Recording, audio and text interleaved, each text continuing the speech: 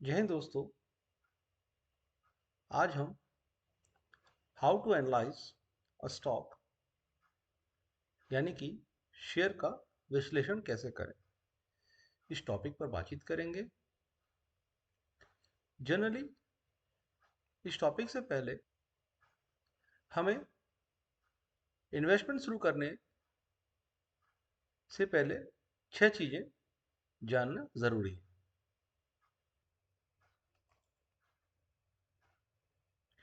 तो हमने इन 6 चीज़ों की आवश्यकता को समझना है।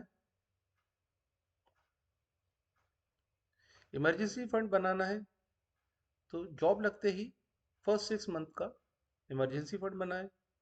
अगर कोई इमरजेंसी आ जाए तो उसी फंड से ही अपना डिफेंस करें, बचाव करें, अपनी सेविंग्स या इन्वेस्टमेंट में हाथ ना मारें। दूसरा, अपने जो कर्ज या लोन ले रखे आपने, ईएमआई चल रही है, उसे पहले चुकाएं। तीसरा, लाइफ में गोल बनाएं, फिर उनको गोलों को अचीव करें। कोशिश करें पहले छोटे छोटे गोल बनाएं, फिर छोटे छोटे गोलों से बड़े गोल बनाएं। और अपना कैश फ्लो समझें, यानी कि पैसा हमारा कहाँ से आ रहा है और कहाँ जा रहा है और कितना बच रहा है।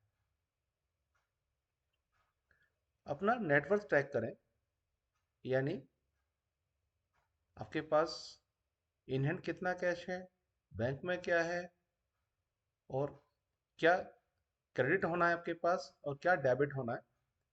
ओवरऑल एनालाइज करने के बाद में ही आप ट्रैक कर सकते हैं कि आपका नेटवर्थ क्या है। और understand the basics of investment. Investment करने से पहले इन्वेस्टमेंट की बेसिक्स हमें पता होनी चाहिए।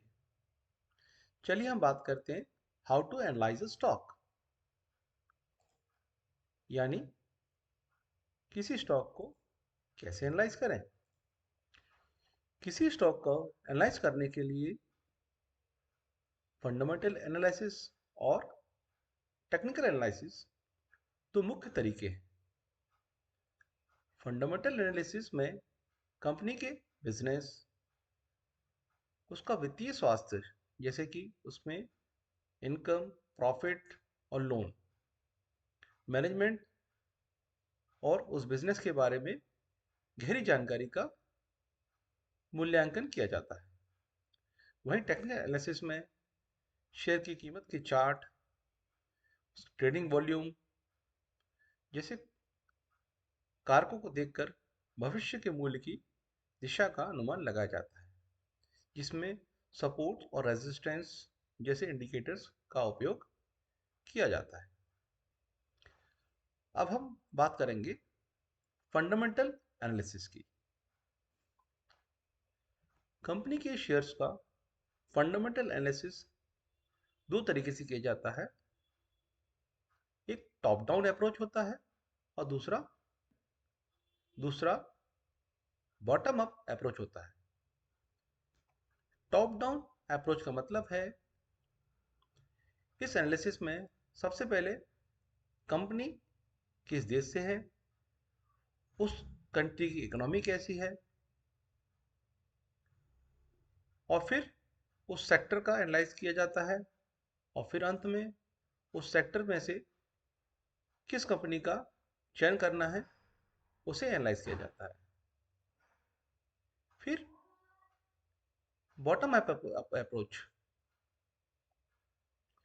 इस अप्रोच में हम सबसे पहले कंपनी का चयन करते हैं, उसके फाइनेंशियल रिपोर्ट्स और उसके बिजनेस का एनालिसिस करते हैं। यह करने के बाद फिर उसके सेक्टर का एनालिसिस करते हैं कि उस कंपनी के सेक्टर्स में कितना ग्रोथ हो सकता है, और अंत में उस कंट्री की आर्थिक स्थिति का विश्लेषण किया जाता है। कंपनी के सेक्टर का विश्लेषण, कंपनी के सेक्टर का विश्लेषण कंपनी के शेयर में इन्वेस्टमेंट करने से पहले आपको उस कंपनी के सेक्टर को एनालाइज करना चाहिए। आपको इसमें ये बात ध्यान रखनी चाहिए कि आप जिस सेक्टर में इन्वेस्ट कर रहे हैं उस सेक्टर का फ्यूचर कैसा है, उसमें ग्रोथ की संभावना है या नहीं।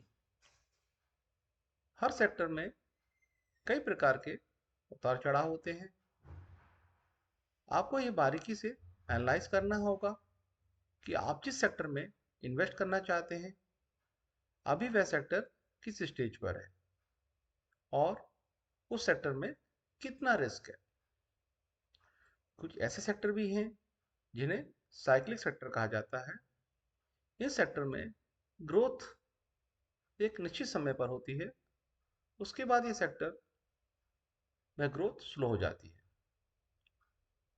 साइक्लिक सेक्टर्स में आप किस समय इन्वेस्ट करते हैं और किस समय उस सेक्टर से अपना इन्वेस्टमेंट निकालते हैं, ये बहुत ही इंपॉर्टेंट होता है। किसी भी सेक्टर या इंडस्ट्री के 5 स्टेज होते हैं। कौन कौन से स्टेज होते हैं? पहला स्टार्टअप स्टेज, दूसरा ग्रोथ स्टेज, तीसरा मैच्योर स्टेज, चौथा डिक्लाइनिंग स्टेज और पांचवा रिवाइवल स्टेज। स्टार्टअप स्टेज जब कंपनी नई नई शुरू होती है, उस सेक्टर में बहुत से चेंजेस की संभावना होती है, अतः इसमें जितना प्रॉफिट होने की संभावना है उतना ही लॉस भी हो सकता है। इसमें इन्वेस्टमेंट रिस्क से भरा होता है। यदि आप किसी सफल सेक्टर में शुरुआती समय में निवेश करते हैं तो आप कई गुना प्रॉफिट कमाते हैं। Then second growth stage. Sector के ग्रोथ स्टेज में सेक्टर अपनी शुरुआती मुश्किलों को पार करके प्रॉफिट करने लगता है और तेज गति से सेक्टर का एक्सपेंशन होना शुरू हो जाता है। इस स्टेज में भी अगर आप किसी सेक्टर के अच्छे कंपनी में निवेश करते हैं तब भी आप अच्छा प्रॉफिट कमा सकते हैं। फिर थर्ड मैच्योर स्टेज। इस स्टेज में सेक्टर का एक्सपेंशन पूरी तरह से हो चुका होता है। सेक्टर में अब ग्रोथ की अधिक संभावना नहीं होती। इस स्टेज में अगर आप किसी सेक्टर में इन्वेस्टमेंट करते हैं तो आपको एवरेज प्रॉफिट मिलता है। फिर फोर्थ डिक्लाइनिंग स्टेज। सेक्टर में गिरावट के स्टेज में सेक्टर में मौजूदा कंपनी के प्रॉफिट घटने लगते हैं, उनमें लॉस होना शुरू हो जाता है। यह स्टेज उस सेक्टर में मौजूदा कंपनियों के लिए बहुत ही कठिन होता है और इस स्टेज में बहुत सी कंपनियां बंद हो जाती हैं। यदि आप सेक्टर के इस स्टेज में कंपनी में इन्वेस्टमेंट करते हैं तो आपको लॉस भी हो सकता है। Then last one is revival stage. यह स्टेज बहुत से सेक्टर में आता है, कुछ सेक्टर में भी नहीं भी आता है। इस स्टेज में सेक्टर्स अपने डिक्लाइनिंग स्टेज को पार करने के बाद कई सारे बदलाव करते हैं जो फिर से उस सेक्टर को आगे बढ़ाते हैं, जिस कारण उस सेक्टर की कंपनियों का लॉस फिर से प्रॉफिट में बदलने लगता है। इस समय यदि आप इसमें निवेश करते हैं तो आपको अच्छा प्रॉफिट मिलता है। अभी हम बात करेंगे कंपनी के बिजनेस का एनालिसिस। कंपनी के बिजनेस को एनालाइज करना। कंपनी के सेक्टर को समझने के बाद आपको कंपनी के बिजनेस को समझना होगा। कंपनी के बिजनेस को एनालाइज करने से आप यह समझ में आता है कंपनी का प्रॉफिट कहाँ से आता है। कंपनी के पास कोई ऐसी एडवांटेज या कोई प्रोडक्ट है जो उस कंपनी को उस सेक्टर के अन्य कंपनियों से कंपैरिजन में आगे रखता है। सेक्टर के अंतर्गत कंपनी का कितना मार्केट शेयर है। किसी सेक्टर में कंपनी का मार्केट शेयर जितना अधिक होगा उसे उतना ही अच्छा माना जाएगा। कंपनी के बिजनेस को एनालाइज करने का एक बहुत ही फेमस तरीका है SWOT, यानी strength, weakness, opportunity and threat. Strength यानी ताकत। इसमें आपको ये देखना होगा कि कंपनी में ऐसा क्या स्ट्रेंथ है जो उसके कंपटीटर से उसे अलग बनाता है और जो उस कंपनी को ग्रोथ में हेल्प करता है। नाउ वीकनेस यानी कमजोरी। आपको इसमें एनालाइज करना होगा कि कंपनी का वीकनेस कितना बड़ा है, कंपनी के व्यवसाय में कितना प्रभाव डाल सकता है। देन अपॉर्चुनिटी यानी मौका। किसी भी कंपनी के लिए उसके प्रॉफिट या बिजनेस को ग्रोथ करने की अपॉर्चुनिटी उस सेक्टर से ही आती है। फिर खतरा, थ्रेट, किसी कंपनी के बिजनेस को इफेक्ट कर सकता है कंपनी का फंडामेंटल एनालिसिस। कंपनी में निवेश करने से पहले आपको उस कंपनी का फंडामेंटल एनालिसिस करना आना चाहिए। इसके अंतर्गत कई इंडिकेटर्स होते हैं और कई रेशियो होते हैं। सबसे पहला मार्केट कैपिटलाइजेशन। कंपनी का मार्केट कैप आपको यह बताता है कि कंपनी का साइज कितना है। कंपनी का मार्केट कैप जितना ज़्यादा होगा उसमें इन्वेस्टमेंट करना उतना ही सेफ होगा, परंतु उसमें आपको रिटर्न भी उतना ही कम मिलेगा। और कंपनी का मार्केट कैप जितना छोटा होगा उसमें इन्वेस्टमेंट करना उतना ही रिस्की होगा। सेकंड है डेट टू इक्विटी रेशियो।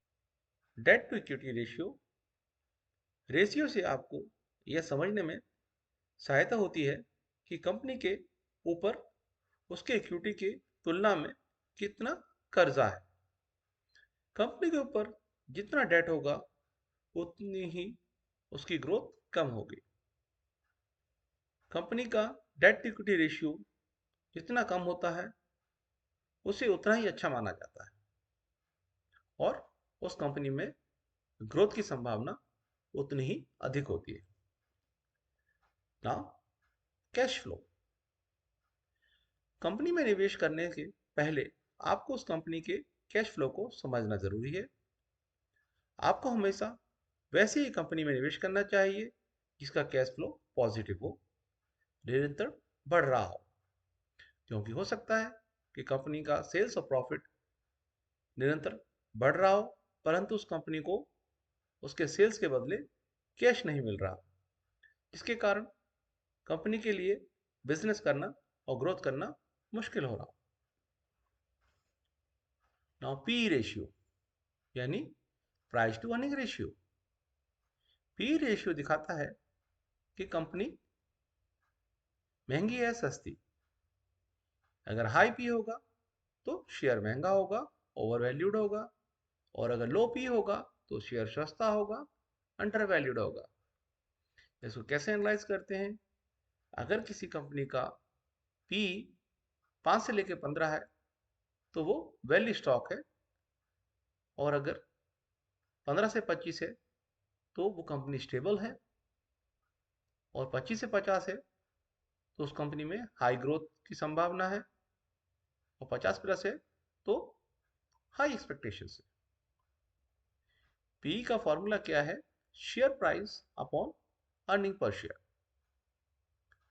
ना हम आरओई की बात कर रहे हैं, यानी रिटर्न ऑन इक्विटी। आरओई बताता है कि कंपनी अपने शेयर होल्डर्स के पैसे से कितना प्रॉफिट कमा रही है। अगर प्रॉफिट आरओई 10% से कम है, कंपनी कमज़ोर है। 10 से 15 है तो कंपनी नॉर्मल है। 15 से 20 है तो अच्छी कंपनी है। और 20 प्लस है तो कंपनी मजबूत है। आरओई जितना अधिक होगा, कंपनी उतनी ही अधिक कुशल मानी जाती है। आरओई के साथ साथ डेट टू इक्विटी रेशियो भी देखना चाहिए। आरओई का फॉर्मूला है net profit upon share holders equity into 100। अब हम आरओसी की बात करेंगे, यानी return on capital employed.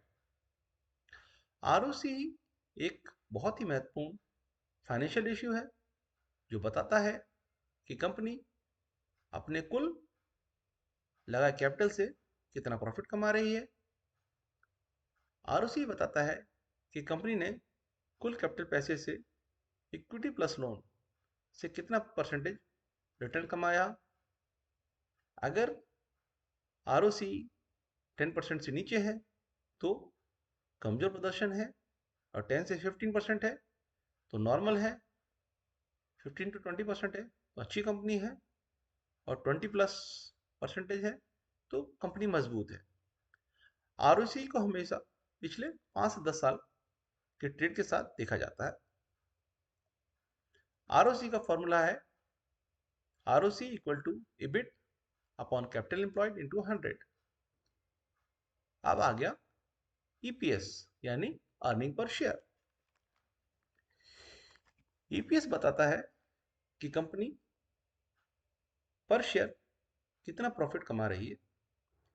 EPS जितना अधिक होगा, कंपनी उतनी ही प्रॉफिट में होगी। ईपीएस लगातार बढ़ रहा हो तो अच्छा संकेत है। अगर ईपीएस बढ़ता है तो शेयर प्राइस भी बढ़ते हैं, संभावना रहती है। और ईपीएस गिरता है तो शेयर प्राइस भी गिरते हैं। ईपीएस का formula net profit upon total number of shares. Now अब हम बात करेंगे मैनेजमेंट क्वालिटी की। किसी भी कंपनी की सक्सेस में मैनेजमेंट टीम की अहम भूमिका होती है। एक अच्छी मैनेजमेंट टीम कंपनी को आगे बढ़ाती है, जबकि कमजोर मैनेजमेंट टीम कंपनी को पीछे धकेलती है। इसलिए इन्वेस्टमेंट करने से पहले मैनेजमेंट क्वालिटी का विश्लेषण बहुत ही ज़रूरी है।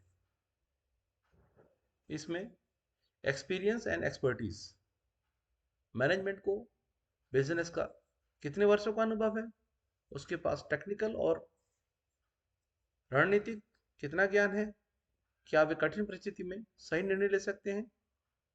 Point two, transparency and corporate governance, क्या कंपनी अपने निवेश को सही समय पर इंफॉर्मेशन देती है, क्या कंपनी पर कोई धोखाधड़ी का आरोप तो नहीं, क्या कंपनी ऑडिट को साफ सुथरा तरीके से पूरा करती है। Point third, promoter holdings.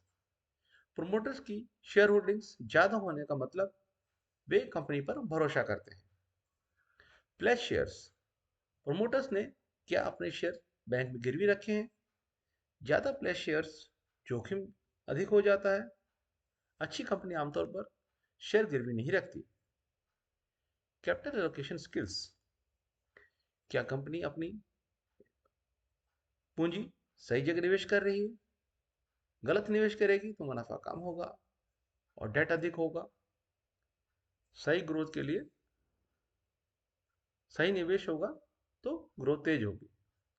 Then track record, क्या मैनेजमेंट ने पिछले वर्षों में लक्ष्य प्राप्त किए हैं, रेवेन्यू कैसा रहा, उनका प्रॉफिट कैसा रहा, आरओई और आरओसी अगर लगातार बढ़ रहे हैं कि घट रहे हैं।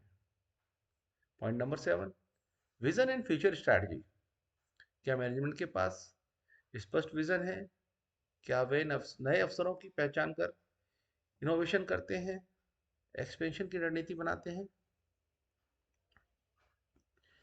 Next, industry growth of a company. किसी भी कंपनी का प्रदर्शन केवल उसके प्रोडक्ट और मैनेजमेंट या फाइनेंस पर निर्भर नहीं करता। बहुत कुछ उस इंडस्ट्री पर भी निर्भर करता है जिसमें कंपनी काम करती है। अगर पूरा बिजनेस तेजी से बढ़ रहा है तो उस इंडस्ट्री की कंपनी भी तेजी से ग्रोथ करती है। इंडस्ट्री अच्छा, कंपनी अच्छे रिटर्न दे सकती है। और इंडस्ट्री ग्रोथ को कैसे एनालाइज करें? बाजार कितना बड़ा, CAGR compounded annual growth return हर साल कितने प्रतिशत बढ़ रहा है? 5 to 10% है तो मॉडरेट ग्रोथ है, 10 to 20% है तो स्ट्रॉन्ग ग्रोथ है, और 20% प्लस है तो हाई ग्रोथ इंडस्ट्री है। नेक्स्ट, डिमांड ड्राइवर्स, बढ़ती जनसंख्या, डिजिटल अपनापन, सरकारी नीतियां और तकनीकी प्रगति। नाउ गवर्नमेंट पॉलिसीज, क्या सरकार उस सेक्टर को बढ़ावा दे रही है? जैसे कि आजकल सरकार solar energy subsidy, EV sectors में एफएमई पॉलिसी और एफएमसीजी में जीएसटी समर्थन कर रही है। नाउ फ्यूचर ट्रेंड्स, क्या उद्योग भविष्य में चलने वाला है?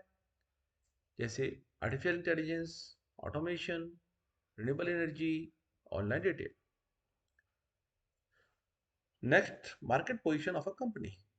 किसी भी कंपनी का मार्केट पोजीशन यह बताता है कि वह अपने इंडस्ट्री में कितनी मजबूत है, यानी उसकी मार्केट शेयर कितनी है, क्या वह लीडर है या चैलेंजर, उसकी ब्रांड वैल्यू, ग्राहक आधार और कंपटीटर्स कैसे हैं। अच्छी मार्केट पोजीशन वाली कंपनी लॉन्ग टर्म में अधिक स्टेबल होती है और प्रॉफिटेबल होती है। 7 पॉइंट है इसमें। पहला, मार्केट शेयर, कंपनी कुल बाजार का प्रतिशत नियंत्रित करती है, उसे मार्केट शेयर कहते हैं। हाई मार्केट शेयर्स, कंपनी मजबूत, लो मार्केट शेयर, कंपनी कमजोर। देन मार्केट लीडरशिप, सबसे ज्यादा मार्केट शेयर्स मार्केट लीडर को टक्कर देने वाली कंपनी मार्केट चैलेंजर्स, लीडर का अनुसरण करने वाली कंपनी को मार्केट फॉलोअर कहते हैं। देन ब्रांड स्ट्रेंथ, कंपनी की ब्रांड पहचान मजबूत है, कस्टमर कंपनी को कितना पसंद करते हैं। देन प्राइसिंग पावर, मजबूत मार्केट पोजीशन वाली कंपनियां दाम बढ़ाने पर भी ग्राहक नहीं खोती हैं। देन डिस्ट्रीब्यूशन नेटवर्क, कंपनी कितनी दूर और कितनी तेजी से अपने प्रोडक्ट को बेच सकती है। देन कस्टमर बेस लॉयल्टी, ग्राहक बार बार कंपनी के प्रोडक्ट्स को ही खरीदता है, और ग्राहक संतुष्ट कितना है। कॉम्पिटिटिव एडवांटेजेस, क्या कंपनी के पास ऐसी ताकत है जो दूसरी कंपनी को कॉपी करना मुश्किल हो जाए। नाउ फ्यूचर ग्रोथ पोटेंशियल, किसी कंपनी को आने वाले समय में 3 से 10 साल में तेजी से बढ़ने में, ज्यादा कमाई करने और बड़ा बनने की क्षमता को फ्यूचर ग्रोथ पोटेंशियल कहते हैं। फ्यूचर ग्रोथ पोटेंशियल कैसे जांचें? पहला, इंडस्ट्री ग्रोथ देखें। दूसरा, रेवेन्यू ग्रोथ देखें। तीसरा, प्रॉफिट ग्रोथ देखें। चौथा, अर्निंग पर शेयर ग्रोथ देखें। पांच, प्रोजेक्ट या कैपेक्स प्लान देखें। छठवां, मार्केट डिमांड इंक्रीज हो रही है। मैनेजमेंट क्वालिटी कैसी है, वो सही निर्णय लेती है, कम कर्ज तो नहीं ले कम कर्ज होना चाहिए, स्मार्ट निवेश करें। डेट लेवल, कम कर्ज वाली कंपनी आसानी से बढ़ती है, ज़्यादा कर्ज वाली स्लो ग्रोथ रहती है। देन इनोवेशन एंड टेक्नोलॉजी, क्या कंपनियां नई टेक्नोलॉजी, ऑटोमेशन, एआई, आर&डी में निवेश कर रही हैं। आर&डी वाली कंपनी तेजी से आगे बढ़ रही हैं, for example Tata Motors, Infosys, automation. चलिए अब हम BEL, Bharat electronic limited company की बात करेंगे। जैसा कि आपको पता है, एक डिफेंस सेक्टर कंपनी है, बट ये आईटी कंपनी का पार्ट है। लाइकवाइज ये कंपनी अभी काफ़ी ग्रोथ कर चुकी है। इस कंपनी का मार्केट कैप 3,12,018 करोड़ का है। करंट पी 54.8 है। रिटर्न ऑन कैपिटल एम्प्लॉयमेंट 38.9 है। क्वार्टर सेल्स 25.8 है। प्लेज परसेंटेज नहीं है, अच्छी बात है। रिटर्न ऑन इक्विटी 26.4% है, अच्छी बात है। रिटर्न ओवर 1 ईयर 51.9% रिटर्न आया है पूरे एक साल में। करंट प्राइस 427 है, अच्छा प्राइस है। बुक वैल्यू 29.5 है। रिटर्न ऑन इक्विटी 29.2 है। क्वार्टरली प्रॉफिट ग्रोथ भी 17.9 अच्छा है। सेल्स ग्रोथ लास्ट 3 ईयर्स में 15% अच्छा है। प्रोमोटर्स की होल्डिंग में कोई चेंजेस नहीं हुआ है। टोटल प्रोमोटर होल्डिंग 51% है। प्रॉफिट फॉर 3 ईयर्स 30% है, अच्छा है। डेट टू इक्विटी जरा भी कोई डेट नहीं उनके पास में। फेस वैल्यू 1 है। डिविडेंड 0.56% है। ये सब अच्छी बातें हैं। अब हम देखेंगे कि बीईएल जो है किस सेक्टर में कंपनी काम करती है। तो कैपिटल गुड्स में एरोस्पेस एंड डिफेंस और एरोस्पेस डिफेंस के अंदर काम करती है। अदर कंपनीज इसके कंपटीटर में हिंदुस्तान एरोनॉटिक्स है, Bharat Dynamics, Garden Reach, Data Pattern, tech और अपोलो माइक्रो सिस्टम, सब कंपनीज हैं। अब ये देखिए, ये कंपनी आईटी इंफॉर्मेशन टेक्नोलॉजी में आती है और इसकी सब सेक्टर्स में कम्युनिकेशन नेटवर्क, इलेक्ट्रॉनिक इक्विपमेंट के अंडर आती है। जैसा कि यहाँ लिखा हुआ है, टॉप 7 आईटी कंपनीज में ये चौथे नंबर पे है। ये सब सेक्टर इसका इलेक्ट्रॉनिक इक्विपमेंट है। मार्केट कैप अच्छा है। क्लोज प्राइस अच्छा है। प्राइस टू अर्निंग ज़्यादा हो गया है 57%। देन वन डे रिटर्न 1.68% है। 1 मंथ 2%, 6 मंथ 23%। रिटर्न बहुत अच्छा हुआ है पिछले 6 महीने में। पिछले एक साल में 51.93%। बाकी आईटी कंपनी से अच्छा है। प्राइस टू बुक रेशियो 15% अच्छा है। ROE 29.29% अच्छा है। देन रिटर्न कैपिटल एम्प्लॉयमेंट 33% अच्छा है। डिविडेंड यील्ड भी 0.57% है। डेट कोई नहीं है और वॉलेटिलिटी 2.32 है। दोस्तों, स्टॉक एनालिसिस का मेरा वीडियो आपको कैसा लगा? आपको अगर ये वीडियो अच्छा लगा है तो मेरे चैनल को सब्सक्राइब करें, वीडियो को लाइक करें और आपके कोई सुझाव हो तो ज़रूर मुझे भेजें। मैं आपके सुझावों पे गौर करूँगा और अपने वीडियोज़ में इम्प्रूवमेंट करूँगा। थैंक यू, धन्यवाद, जय हिंद।